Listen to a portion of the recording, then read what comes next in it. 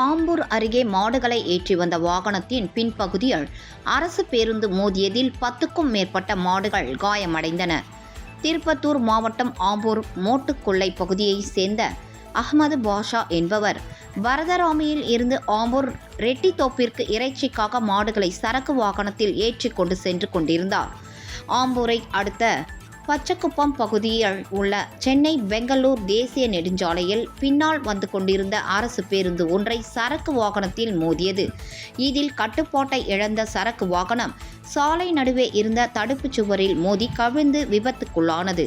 இதில் சரக்கு வாகன ஓட்டுநர் அஹ்மது பாஷா மற்றும் வாகனத்தில் இருந்த 10 மாடுகள் சாலையில் விழுந்து படுகாயமடைந்தன. தகவல் அறிந்து சம்பவ இடத்திற்கு விரைந்த ஆம்பூர் கிராமிய காவல்துறையினர் விபத்துக்குள்ளான மாடுகளை மாற்று வாகனத்தில் அனுப்பி வைத்தனர். மேலும் விபத்துக்குள்ளான சரக்கு வாகனத்தை நெடுஞ்சாலைத்துறையினர் உதவியுடன் அப்புறப்படுத்தி போக்குவரத்தை சீர் செய்தனர்.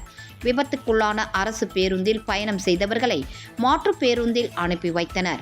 இது குறித்து காவல்துறையினர் வழக்கு பதிவு செய்து விசாரணை மேற்கொண்டு வருகின்றனர். இச்சம்பவம் அப்பகுதியில் பரபரப்பை ஏற்படுத்தியது.